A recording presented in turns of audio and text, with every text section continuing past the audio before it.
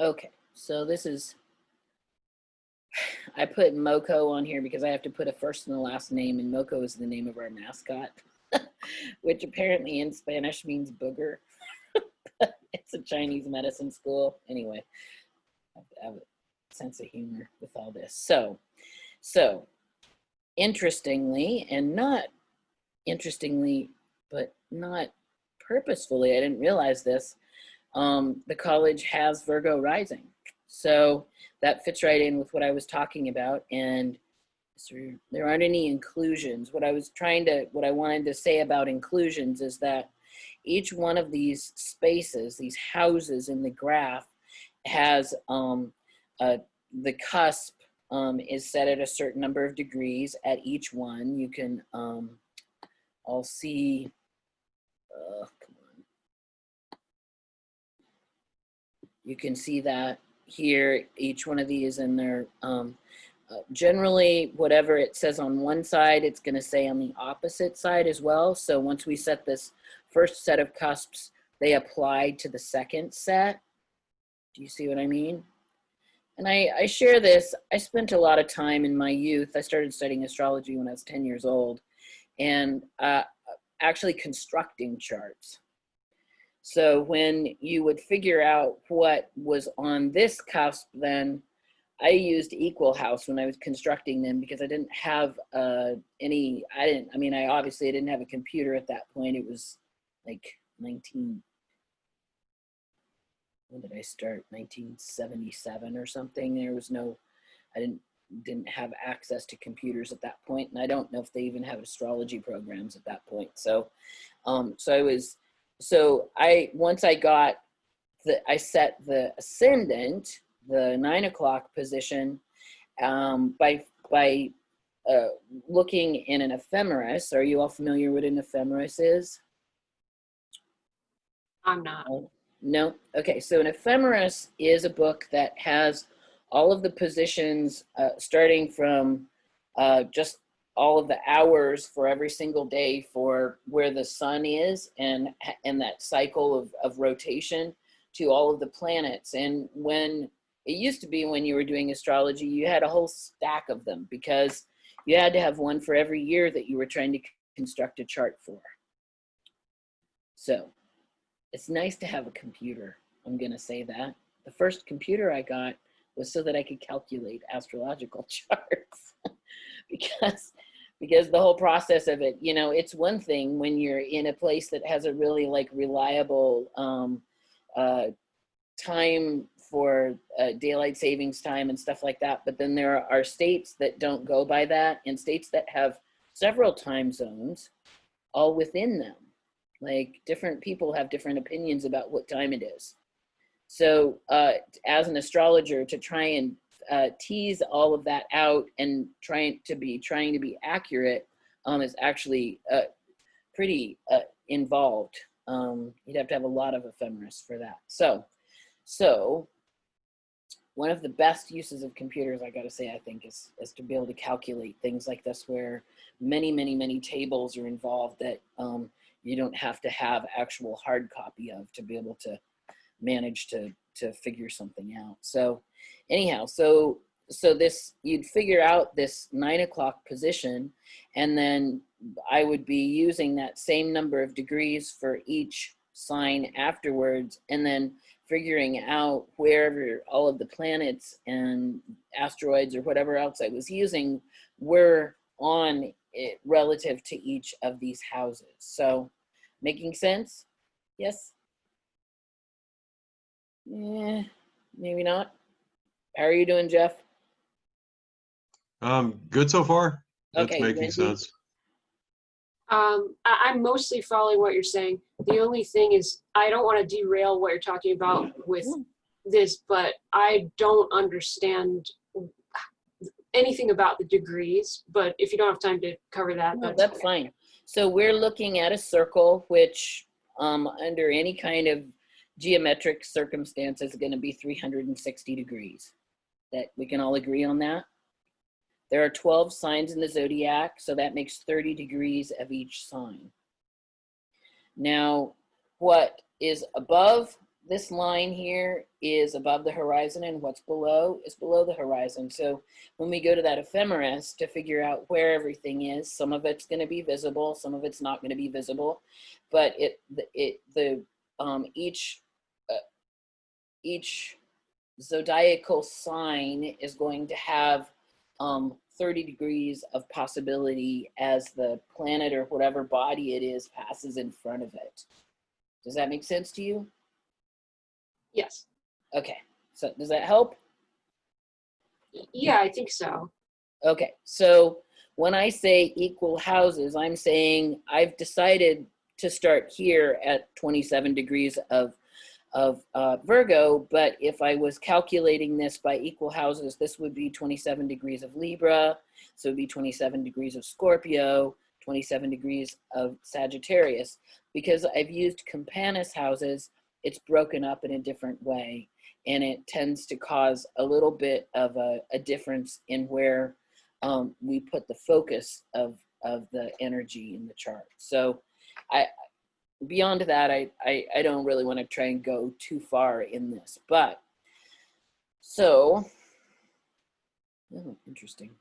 So I'm looking at the chart of the place where I've worked for the last 24 years, and I have certainly had an up and down experience with it. And I can see that, first of all, we have Mercury retrograde in the first house. So the Virgo rising, it's very clear. The purpose is service. The purpose is perpetuating. In our case, it's teaching Chinese medicine and creating more practitioners, people who appreciate the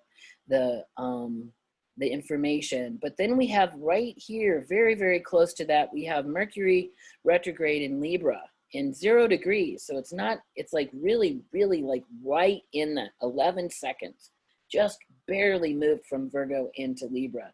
So Libra, in terms of communication, is way more about creating a pleasing message than about being specific and clear and, accurate. You follow? Libra is about creating harmony and beauty, and so that the message that comes out, and in this case it's retrograde, so it doesn't come out very easily, is more about saying what people want to hear than about telling things specifically. So anyhow, it also puts the identity in the 12th house. Now the 12th house is the house that it has a bunch of different classical correlations, but it is very strongly connected with the things that undo us. When we talk about that cardinal fixed mutable cycle, it breaks the chart into quadrants. So cardinal fixed mutable in the first quadrant is really very much about personal expression. In the second quadrant, it's moving from not just personal, but like the home, creativity, health, business. How do we function? And then we move from the relationship with the self more into relating to the world. We have relationships and religion and spirituality, that sort of thing, sexuality, and then like, higher education and long distance travel, things that open your mind to looking at things in a different way. And then in the fourth quadrant, cardinal, fixed, and mutable, and it's energetic. We have business, and then community, and then this letting go, this allowing ourselves to, well, older astrology would say hidden enemies, things that undo you. I always say this is like the magician's friend. The 12th house is the magician's friend. It's the things that we are never completely comfortable about in ourselves that keep us moving towards figuring out what, how to live with ourselves, what our skills are, what our strengths are, and in this case, possibly what our weaknesses are, so that we, we're always looking in a mirror that's reflecting accurately rather than looking in a mirror that's saying to us, you're the most beautiful, whatever, you know what I mean? So We can also look, going back to the elemental aspect, often the houses are associated with specific signs. First house with Aries, second with Taurus, third with Gemini, fourth with Cancer. And I know I've gone through that pretty quickly, but that goes from the fire, earth, air, water cycle. And then we have a second section like that and a third. I haven't seen a lot of people break things up this way, but I find that it's actually really interesting to look at that elemental cycle and rather than quadrants, like whatever the 3 word is for quadrant. Can you help me? Jeff, is there a... Probably not, but it's got to have a try in there somewhere. A try, yeah. Anyway, so it just breaks it up in a different way. So yeah. So if we look at this, so like again, first house, we have Pluto in the first house. First house being about identity, and we have that immediate difficulty with communication right there, and then like struggle with the well, Pluto is kind of like the world, whether it's working with you or against you. In this case, Pluto is in Libra. Pretty lucky place to have Pluto in this, because Pluto is influenced by a balanced way of presenting itself. So we go through Pluto cycles before, well, like during, I'm always struck by the people who fought in the Second World War, who so many of them had their Pluto in Cancer and in Leo, and that Pluto in Cancer, in that like the influence on kind of a planetary level is to think about securing the home, and that whole World War idea being that we're trying to make sure that we're securing our home from, you know, the powers of tyranny. So then we have the Leo, which is like, you know, pride and loyalty and generosity. We're going to come to the aid of our comrades and our fellows and throw ourselves into their cause and support them. And you know, I mean, I don't know the exact dates involved with this, but I know that we didn't join up, especially in the First World War. We didn't join up for quite a while, and it really changed the course of that war to when we did. So a lot of people died, as happens with wars. But anyway, so you can look historically and see where some of these shifts happen, and yeah.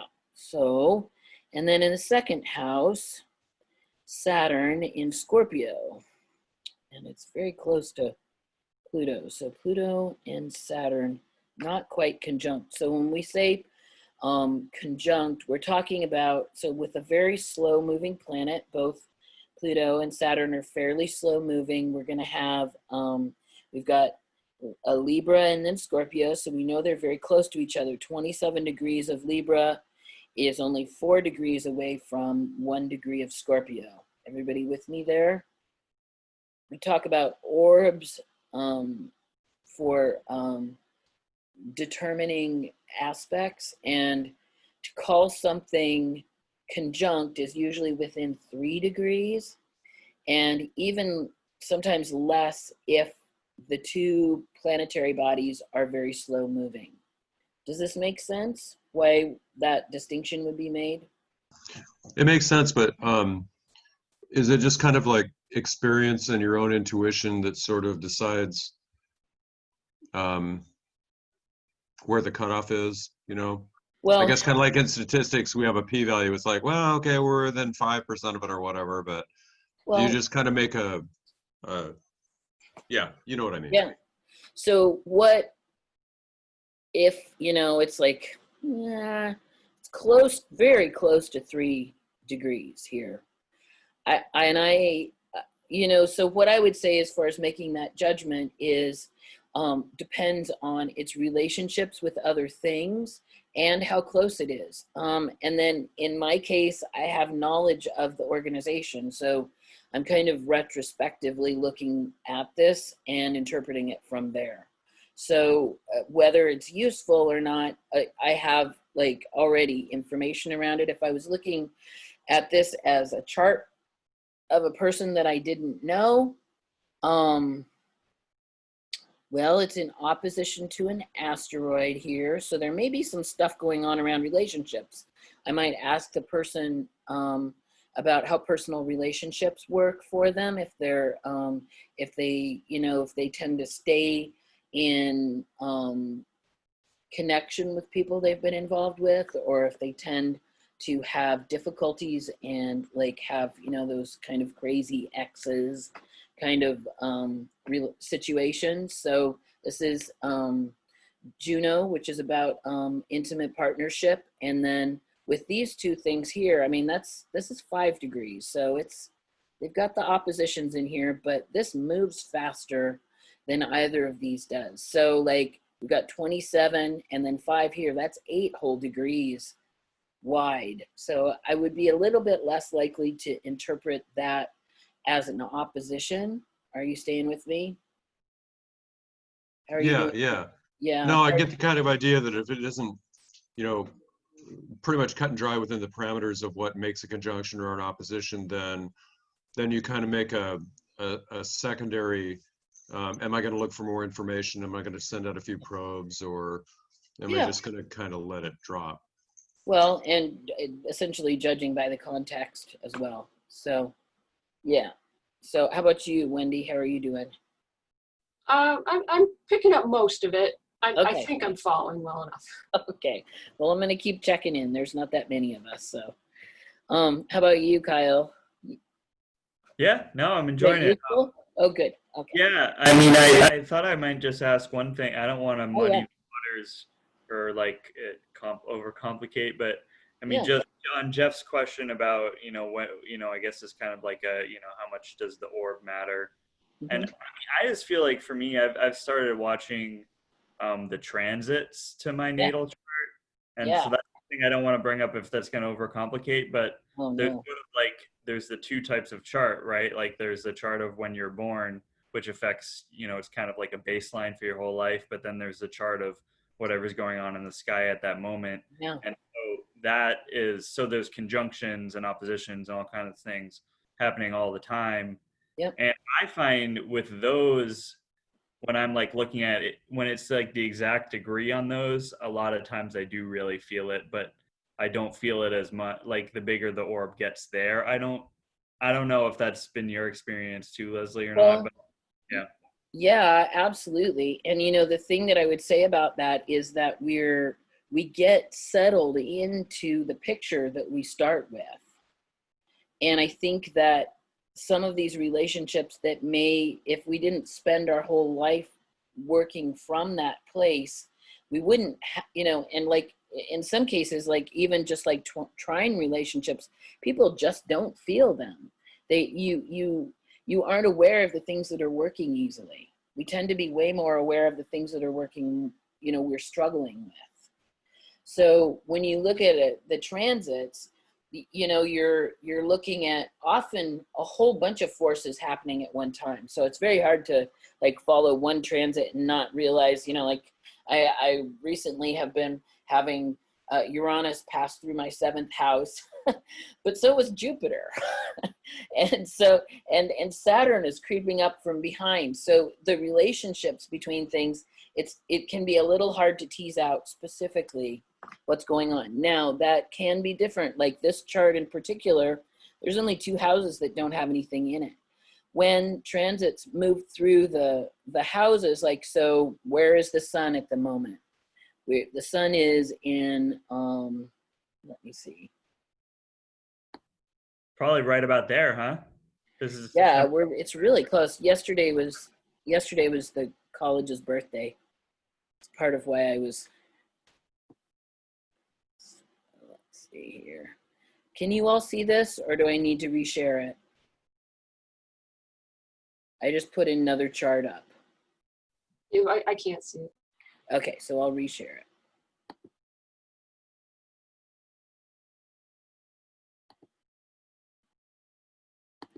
So, and I think we've talked about this before, but I'm putting, you know, what Kyle was talking about. So this is the chart that we were just looking at, the natal chart. And this on the outside is what's in the sky right now. So, I mean,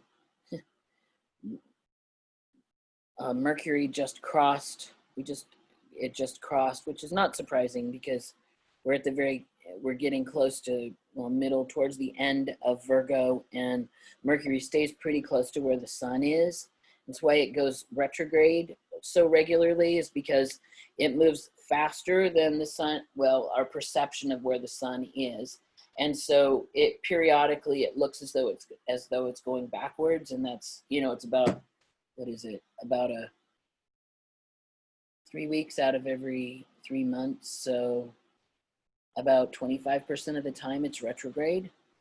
So so anyway, hopefully that made sense. But we're at 14 degrees now of Virgo, where the sun was at 12 at the inception of this business. And if we look, you know, so we're looking at all of what's transiting. So where is everything in the sky right now relative to this birth chart? And as you were saying, when you start following this, it's a really beautiful way to begin to understand your birth chart, because you're going to go through, I mean, you have, like, even if you just like spend one day just watching when the sun moves from one sign to the next and feeling the difference in the quality of the time, watch from a monthly perspective. I have a little app on my phone. I hadn't done this in quite a while, but I've been following where the moon goes.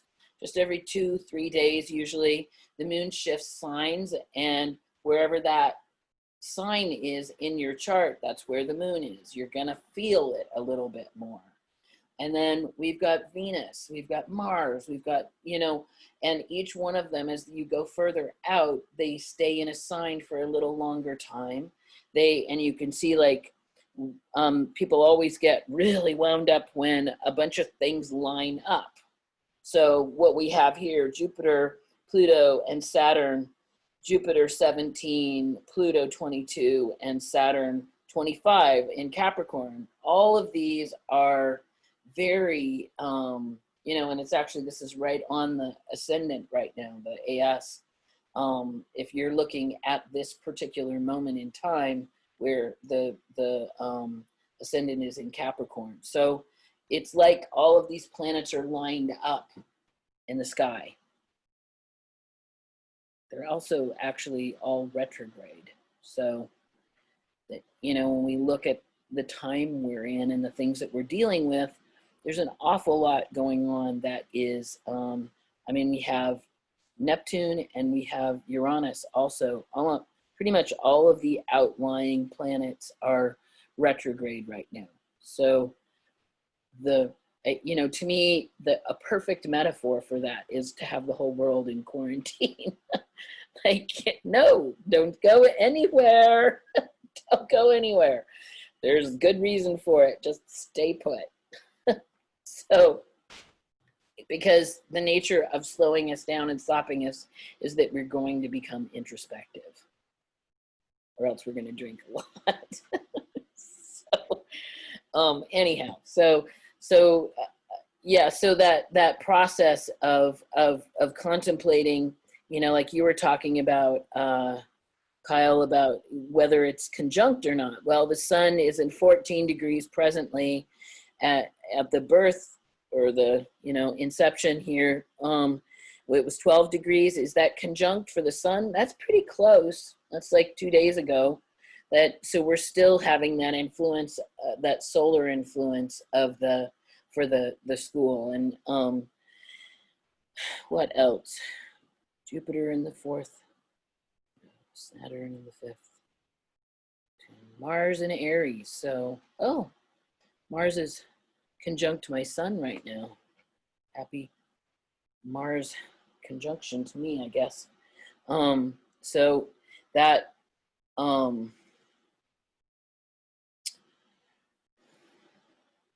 mean, what is Mars about? I suppose I don't spend enough time talking about what the planets are about. Competing. I mean, I'm going to assume doing and taking action and all that kind of stuff. I'm going to make that assumption based on Yeah. other Mars attributes. What were you going to say, Kyle?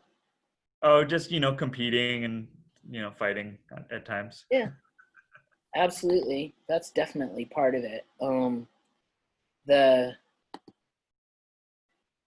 I think of it as force, honestly.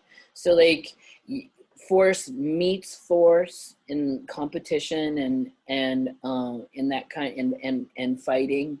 Force, when it doesn't meet opposition, just creates movement and passage and progression.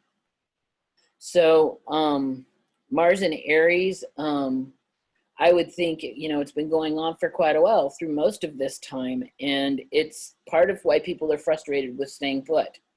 It's because Mars in Aries, like Aries is that forward force, wanting to go, wanting to do things, wanting to not be, and like you were saying, fighting also really, like, this is like the violence of the past few months, the violence of the past few months really is spoken to here. I'm really curious, in the next, we could almost say few days, is there going to be a shift? Are we going to see less violence from the police? I don't know, but we could hope, I guess.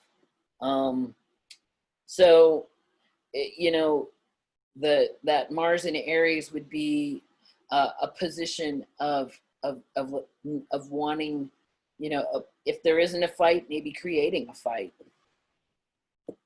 So, oh goodness. Mars and Moon has just gone into Taurus.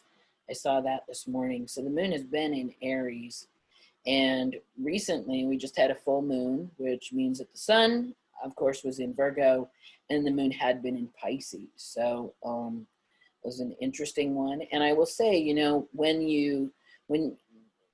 so what's everybody's rising sign?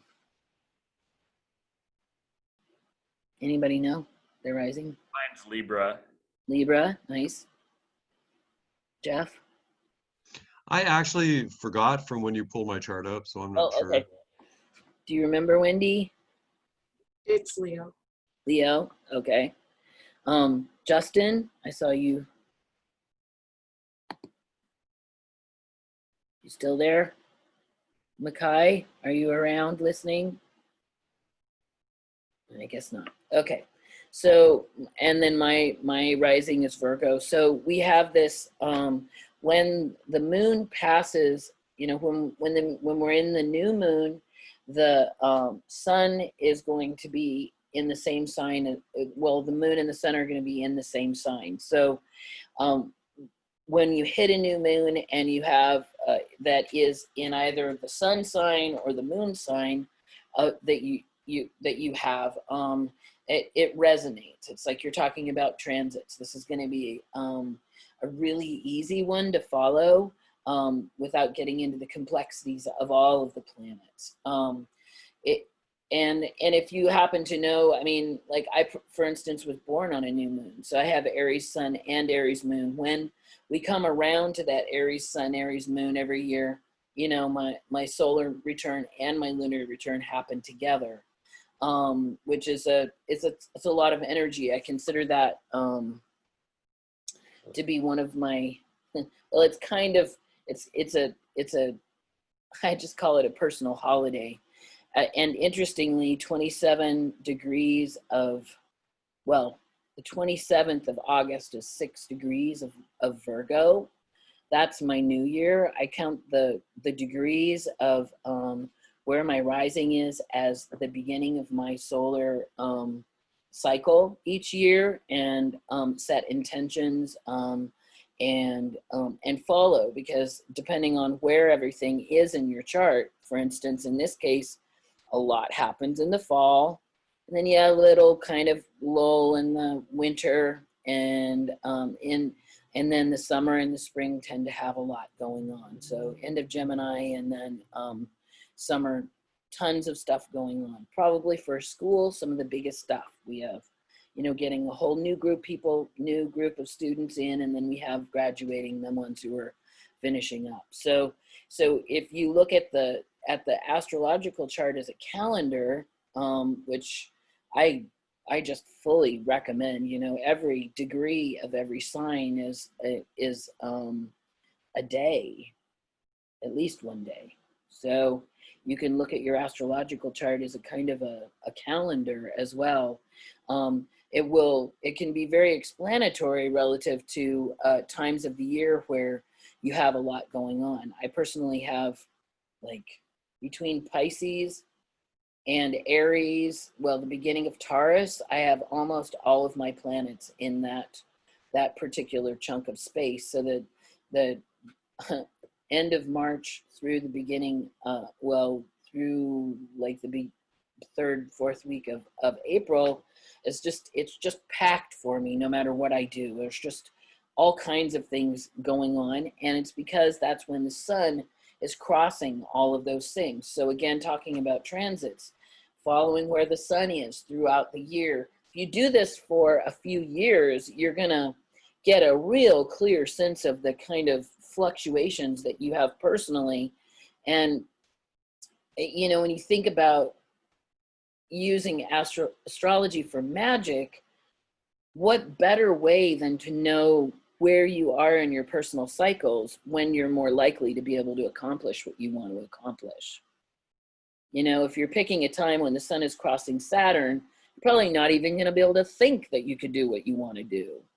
Maybe you're a person that needs a lot of structure, and that's a high point in your chart. But do you follow what I'm saying? Yeah. Okay, I'm going a lot of places. I know I'm going a lot of places. But all right, it helps. I can't say how much I appreciate the fact that you all have your faces right there, because a lot of times when I'm teaching my students online, they're all blank screens, and that's just part of college. That drives me crazy. I have like, I guess 10 or 11 students too coming back, and it's hard when I can't see their faces. Yeah. Well, and I see it's like everybody's got different ways that they teach. I have colleagues that are just completely distracted and distressed by looking at everybody's face. So I have a very different motivation for teaching. So anyhow, so back to Virgo again. Yeah. Well, let's just, for the sake of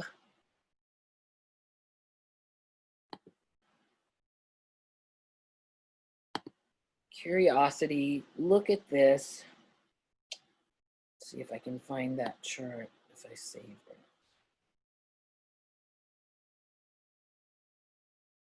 Not yet.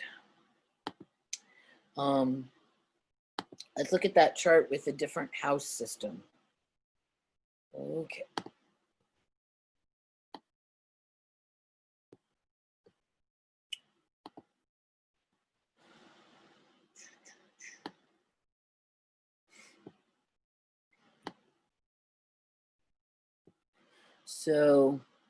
So we've had a chance to look a little bit at how things are distributed, and what I'd like to do is to switch to the Koch house systems and see if it really does change the direction, you know, the kind of focus that the chart has. So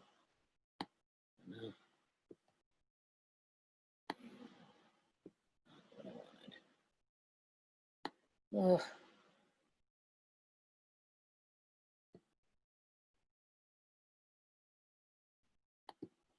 Oh, Jeff, are you talking? You're muted. Yeah, I was back and forth dog walking plans. Okay. Oh, okay. Never mind. All right, so I'm gonna share again. Oh, come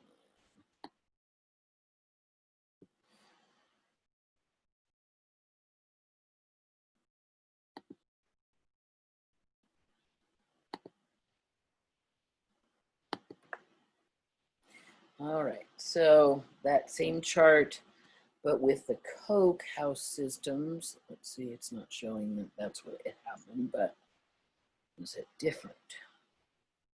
Yeah, I don't know if you recall, but all of this stuff was over here before. And all of this, it's about the same place. Maybe not. Maybe it didn't change it much. Oh well. I think some charts it's going to change a lot, and some charts it's not. So shall we look at somebody's chart? I think that always helps make these things a little more clear. I'll pull your chart up, Jeff, just because it's nice to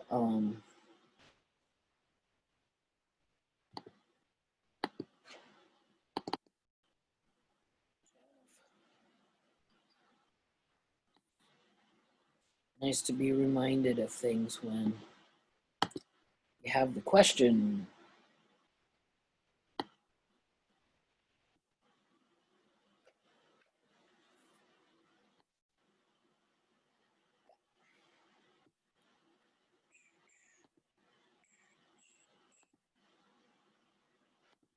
All right, so here's your chart, and it looks like you have a Gemini rising as well as Gemini sun.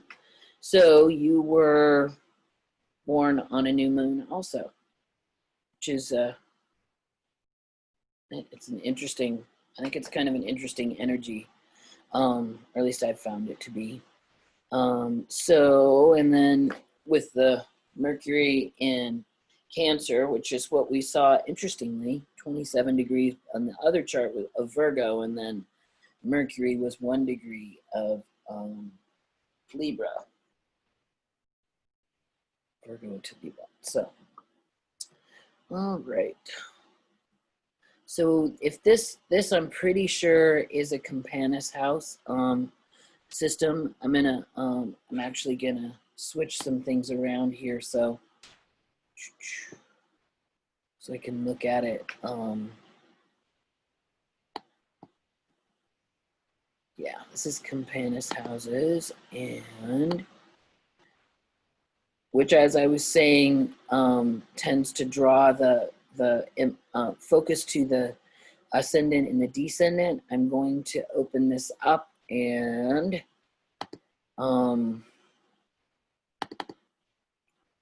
do Koch houses and see what we see.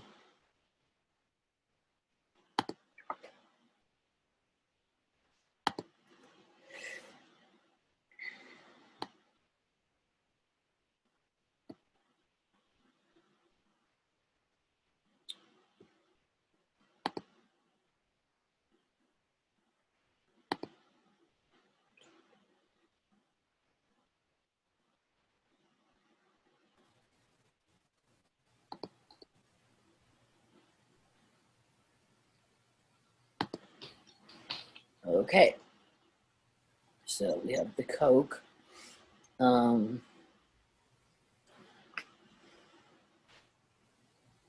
Yeah, it just moves things a little bit further away from here and focuses them a little closer here. So it puts, no,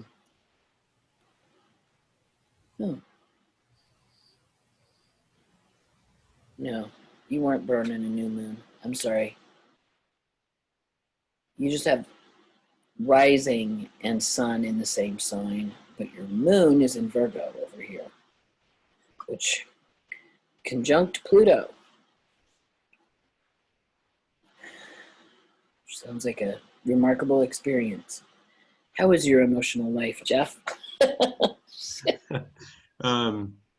It can be pretty interesting. Yeah. Yeah. So actually, a lot of it is my feeling of home is always in my head. It's never been really geography. And I kind of have to, I seem to have to take quite a few steps to really connect to emotions and personal matters. It takes me, sometimes I have to, oh, okay, maybe I'm angry and not hungry. Yeah. Yeah. This, I mean, Pluto takes your perspective into the world and the kind of like the overall movement of everything going on, and very, very, very much away from the personal. Well, the moon itself is just about as personal as you can get, but being in Virgo is going to be focused on details. So all of this is going to be focused on details. So like you said, the discernment between hungry and angry, trying to sort out exactly what's going on. It would be a little bit of an investigation pretty much all the time. But you have your North Moon node here right next to that in Leo. So that's I would say that it's a fruitful process, that discernment.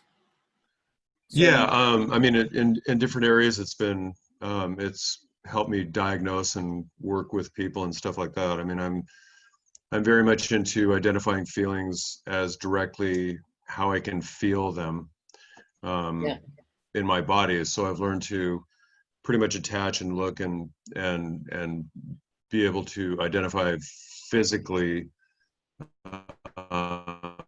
what my emotions are, which makes it hard for me to lie to myself about my emotions, because I very definitely feel them physically. I was wondering if you could comment about Mars in there. Mars in Leo. Yeah, Conjunct. kind of what it's doing. What are the possibilities of what it's doing to the rest of it? Well, I'll tell you, just like your moon being conjunct Pluto, Mars is conjunct Uranus. So that like force kind of conversation we were having about Mars before is in very like when you have a conjunction, and this is like, I mean, it's 1 degree, 2 degrees away or a little bit less, with a very slow moving planet. But nevertheless, that, I mean, Uranus has a very, very sudden energetic pattern. And so this, like, I could see where, you know, your Mars and Leo is like, see me, look at me. Yes, my hair's getting too long. Here I am, I'm talking to you, and like, you know, pay attention to me. This kind of, you have this kind of energetic about you, regardless of whether that's your specific intention to draw attention to yourself. Your energy draws attention. To have Uranus in there is like having, well, I always describe Uranus as like a thunderbolt in the chart. It's like all of a sudden, there you are, bam, right in the middle of everything, and really, really visible. And this is in your 4th house, which is at home. This is in the 4th house, which is also a lot to do with relationships with women. So I could see where there may be places where you get just fully, just like, it's like having someone take all your clothes off of you on a personal level. Does this sound familiar? Yeah, well, I was kind of laughing about the thunderbolt showing up. I didn't quite catch what you were saying about Well, how that relates to in the home, but I had to laugh because all through my whole entire life, and I'm not even aware of it, but people in crowds and stuff like that have talked about me being like a cruise missile. Like all of a sudden I come up behind them and like scare the hell out of them, and they're aware of me where they weren't aware of me before and stuff. So there may not be anything to do with that, but it cracked me up kind of hearing about it. This is like when we were talking about transits earlier, depending on the time, you could also have, you know, the sun cross this, and that would like bring that solar energy and that of being enlightened, being like illuminated as well to that energetic. That I was talking about the 4th house as related to home and relationships with women and the mother in particular, and that having that Mars and Uranus so close could tend to have like with that Leo energy of being well, again, illuminated. Leo is a solar energy. Could feel like you just get like uncovered suddenly in some situations. Yeah, I would say that's accurate.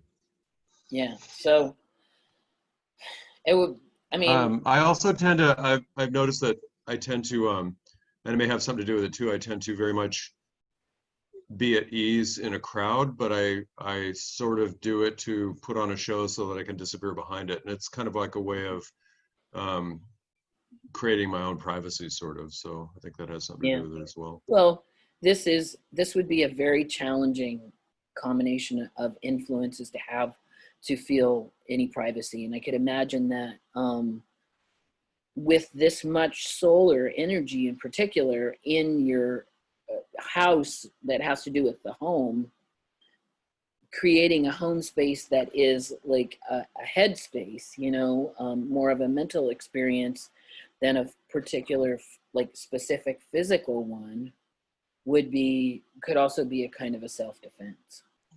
Yeah, it's no, I appreciate it. I think back to a lot of before I reconciled certain things with my partner and situations and stuff like that. I think I spent like probably 10 or 15 years where who I was and what I read and what I wrote about and authenticity pretty much always took place in a car when I was totally by myself.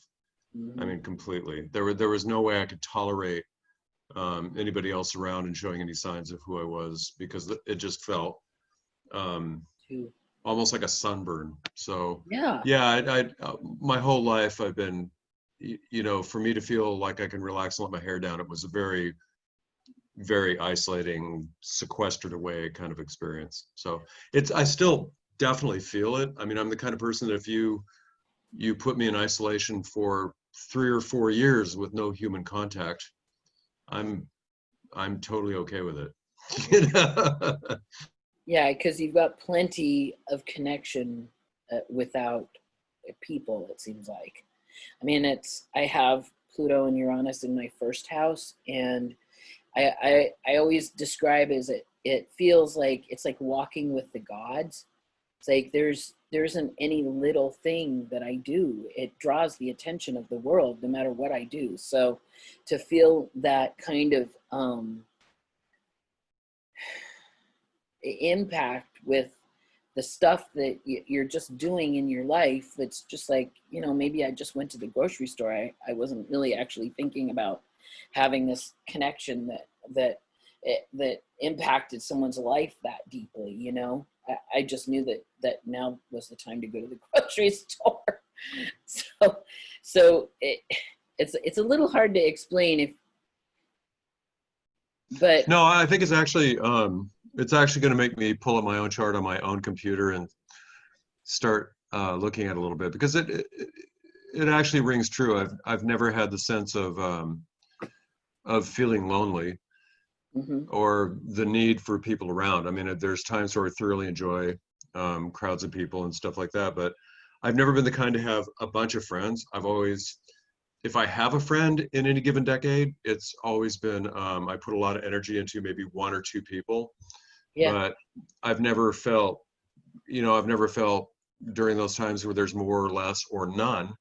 mm-hmm. Um, I've never felt anything really missing. I So also seem to be totally, not maybe not totally unaware, but unaware of how I come across to people. Like sometimes when people that I've worked with or I've known for quite some time, they'll come across and say, "Oh, you had this and that impact on my life," either for good or for bad. yeah, I sometimes get the experience of not really knowing who in the hell you're talking about, yeah, um, which is weird. But anyway, yeah. What I was gonna say though, your North Moon node here is gonna bring kind of a constant attention to this, both the Virgo emotional piece and the Mars Leo piece, because it's kind of right in between the two, and that North node really is about what you're here to learn, and so this as long as you're doing your work, you're gonna be drawn to well, the opposite of Leo is Aquarius. Aquarius is about being always in relationship with community and kind of checking that experience of, do I belong to the community or do I belong to myself? And Leo definitely has no question about belonging to itself and drawing energy to it, that we talk about in the Colex, the effulgence, without effulgence forever. That solar energy that it just continues to radiate and is seemingly without end. So that cultivating that, and just, you know, the very end of it before it moves into Virgo and really shifts its expression is you know, it's what you're here to learn. So it sounds like you have a good handle on that. And you know, I mean, it's one of the things that I like to say about, you know, studying your astrological chart is it's one of the best things that you can do as a magician for knowing yourself. Like, it's the best. It's an incredible tool. As a divinatory tool, it's kind of medium, unless you're reading your own chart and looking at the transits, and you've been watching transits for a chunk of your life. And so you know the kinds of things that you're going through, what your issues are around certain planets, what, you know, and, you know, what happens to you relative to different signs. I mean, besides just like, and I'm never going to date another Leo, you know, because, you know, we all make these judgments. Well, astrologers do, at least, like, and other people too, like, you know, because I had this experience, I'm going to make this judgment about everybody who lands in this sign or something like that. But you get like, oh, I'm moving to, you know, that I'm in a Jupiter opposition right now, so everything I do, there's a little bit of like a reflective quality happening, and I should be like, for me, I'm approaching a Jupiter trine. Jupiter is in an air sign now. My natal Jupiter is in an air sign. And so knowing that there is an ease of getting things done at this time period, like that doesn't generally, you know, isn't generally, or, well, this is your chart. You know, if this was the transits, this is what it would be. Do y'all follow? Like, Yeah, kind of. Yeah. I mean, so if what I'm here to learn is basically relationship with others, that I definitely sense that one. Yeah, it's. But yeah, I agree with you that I mean, I'm just beginning to learn about astrology, but from what I've heard and what I've heard other people talk about as a divinatory tool, but Yeah. as a way to, you know, map out where your different energies go, and maybe as a magician, you know, I would say the same thing about, I mean, the thing that I'm really familiar with that I've spent a lot of time studying is tarot, and I would say, yeah, as a divinatory tool, I mean, okay, flip a coin, throw cards down, do the I Ching, whatever. But as a tool for self-examination, I get a lot more excited about it. Yeah. Well, and divinatory, I'm I Ching all the way. The tarot is great, but it's never as sharp for me as the I Ching is. The I Ching is actually a little, I don't ask it many questions because I get really, really direct answers, sometimes to the point of like, whoa, I'm not sure if I'm completely ready for that clear of an answer. So, but you know, yeah, I don't ever ask twice with the I Ching. So, well, that kind of makes sense. I mean, considering your whole orientation, from what I know about it, I mean, that makes sense. Yeah, you know, I have studied a lot of Taoism from the physical perspective of understanding Chinese medicine. It took me quite a while to get really engaged in the I Ching, and I still don't use it all the time, but it is, well, I don't think any divinatory tool, it's a good idea to use all the time. I've seen people do experiments with things, with like, you know, like I had a couple of friends that I've taken a lot of initiations with, did card readings, like every single day they would both pull a card, and they did it for months, and like kind of kept track of when they both pulled the same card, what was going on, you know, so like kept a kept a journal on it, but I've just never been drawn to that sort of thing. I've found more use in when I hit a roadblock with something where I just really don't know, than asking a question. And otherwise, paying attention to where things are astrologically relative to my chart. So I know, oh, now is a time when I am likely to be in a little bit of confusion because there's a whole lot of forces influencing things at one time. So, you know, you when you look kind of at a representational map of things that are going on and could potentially be going on in your life, in your head, that kind of thing, it can help you to understand, well, you know, like, for instance, I've used astrology for for working with the patients that I've worked with, not a ton, but to a degree. I usually pull somebody's chart up when I have this like kind of sensation that what's going on really doesn't have anything to do with them, with like like an ongoing process for them. It has more to do with like a collision of forces that they're being subject to. And it may be kind of a strange thing to say, but like when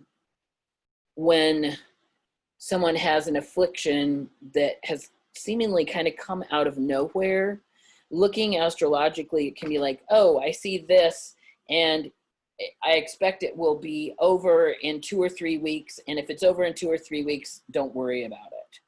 You know what I mean? Maybe people would be like, whoa, I don't want my doctor to say that. But there are times when, you know, your behavior and how you treat your body have led very, very directly, or your genetics have led directly to an outcome that you're experiencing physically. And then there are times when people are just going along and get hit by something. I mean, it could be cancer. It could be a bad rash. It could be a lot of different things. And depending on what sign is involved, what planets are involved, would tell me how deep it is. I ran across this. I knew quite a few people of a certain age who all experienced really sudden, specific, very, very serious health problems all at the same time. And I just had happened to have done their astrological charts. Now, one of them died of an asthma attack, and one of them was like, went from mobile and moving around to being in a wheelchair. And I was like, that is just so weird. Well, it was Pluto and Saturn conjunct in their astrological charts. Like, they had their Pluto and Saturn in specific places, and they were experiencing, well, it was Saturn in a particular place and Pluto was crossing it. So it's like the outside world had this giant influence on them that, you know, it could be stress, it could be exposure to some virus, it could be all kinds of different things that facilitated it, but they both hit this like very limiting experience at exactly the same time, these two particular people.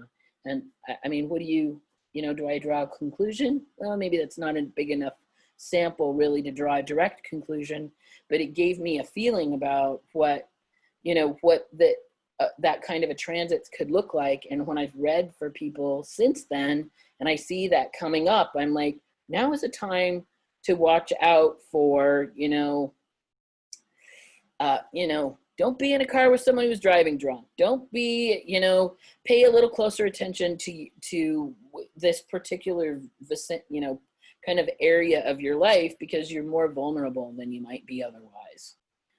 So, you know, that's, you know, it's the thing about astrology, and like I said, in divination, when you see something in somebody's chart, it's the scrying part that is where those ideas come from, and that is a thing that you cultivate. People, you can read a chart, you can read tea leaves, you can read the cards, you can read any number of different things, and all of those forces together, you develop an ability to put words to what it is. And, you know, I do that also when I'm feeling people's pulses. In Chinese medicine, we feel pulses, and I put my fingers on the pulse, and and I'm asked questions about things and people are like, well, how did you know that? And I'm like, well, I didn't know that. I'm not presuming to know that. I'm asking you a question to confirm something that I had a feeling about. So, yeah. Yeah, I like how you said that too. I think that develops on a personal level, like an individual lens. Like I used to get that way reading tarot cards with people. It's like, well, yeah, okay, when I see these cards, I'm going to talk to you about a certain thing, and they may tell me something like, yeah, but that isn't what the book meaning says about those Yeah. cards. It's like, yeah, I don't care, but it's been my experience that that lens Yeah. comes on when I see those cards, you know. Well, and we learn to trust ourselves through trusting those, if you pay attention to that kind of a feeling and you voice it. God, I had someone, I read her chart, and this has been years and years and years ago, but I said something in the chart. Honestly, I don't even remember what it was now, but I saw her 2 years later and she's like, I'm still trying to live that thing down. It's just not going to be true.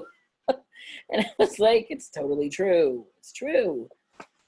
This was not a personal thing. And I mean, we live sometimes in struggle with stuff that is, when you hear it, it's like, oh, I don't want that to be true about me, and, but it is. So anyhow, well, we are almost 6 o'clock. We spent some time thinking about this. If, for instance, you have Libra rising, hey, if that puts Virgo in your 12th house, so it would be a challenge to you as someone studying. Do you have any planets in Virgo? Are you aware of? Yeah. Oh yeah, I do. Sorry, I'm looking at you. I don't know. Yes, I do. I have the sun and I have Venus also. Yes. Okay.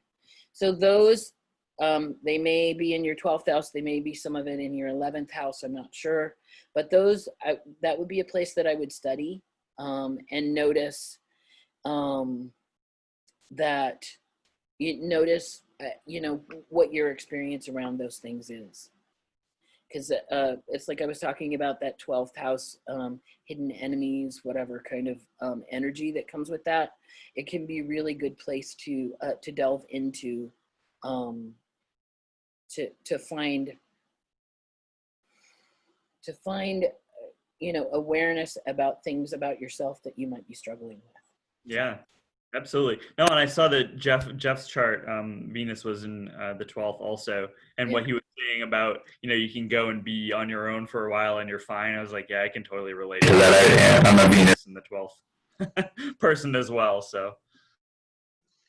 Yeah, there's sometimes, I don't know, it may have to do with other planets, or it may just be somewhere that I'm on the spectrum, but sometimes I have to actually, I feel like Dexter, I have to actually map, okay, this person is responding this way, this calls for this kind of action, Sometimes I find myself not really quick to respond accurately to other people's emotions, but and it isn't because I don't feel, I tend to think of myself as a person who feels intensely. It's just kind of like, okay, I can be told that I've been told to chill a lot of times when I was, perfectly chill. But yeah, so yeah, interesting. It's really interesting to see some places to look at like that. Yeah, well, knowing that people's different, we all have it somewhere in our chart and our reactions to it, and things can be in opposition and all, it's part of my relative experience with, in terms of making judgments about things, is like, I just don't, there's no way I can have all the information. I'm not going to try and judge based on my limited, so Glenn, if you wanted to speak up, I'm not completely sure exactly, but it looks like you've been around for quite a while.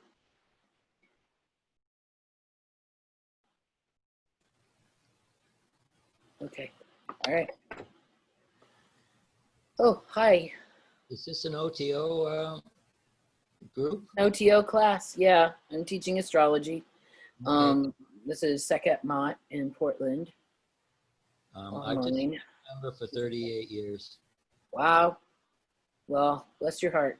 And everything else. Sounds like you've been doing this work a long time. Realizing I know I've met one other member in the order that knows as much as you do. He's Oh. dead now. Oh, But he did a review of my whole life from oh, beginning wow. to end. Wow. This was a long time ago. Yeah, those things can be so valuable to have to work from. Yeah, and most of it so far, everything has been, has Spot on. gone on. Yeah, but he's dead now, so Yeah. I was just wanted to check out if I could hook up with you as a new astrologer. Well, if you're, yeah, I'm, if I can put my, I'll put my email in here if you want to be in touch. I'm happy to Yeah. look at your. Are you like operating from a basement with some plants hanging out by the sunlight? Well, actually, I'm in my living room, but it's there's a high window behind me, and I know Yeah. it's perfectly ideal, but I really like the I like what I can see from where I am, and there is a plant up here. Yeah. Yeah, it's loving the light. Yeah. Yeah. So here's my contact info if you want it, and I'll maybe Okay. keep in touch. Thanks for showing up. Well, thanks for it was actually the OTO, education secretary who Oh, made nice. all these links possible. Yeah. So Well, I'm so excited about that. Just we're so many connections. Calendar was great, and you Yeah. were on the calendar, so I just piped in. Nice. All right. Well, we're gonna close up now. Please, please consider making a donation to Sekhet-MaRt. I don't have the it's a treasury at Sekhet-MaRt. Let me see if I can. Yeah, no, I've done it before, but maybe your guests haven't. Thank you. Yeah, I'm gonna put this in here. Thank you so much, Glenn.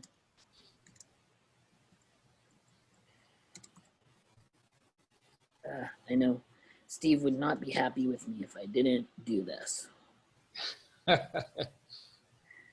Thank you, Leslie. Oh, you're welcome. So, and yeah. So, and thank you all for your contributions to the conversation. And love is the law. Love under will. Love under will. 93s. 93s. Thank you. Bye, everybody. Thank you. Take care. Thanks, Leslie. Yeah. Yeah. Have a good one.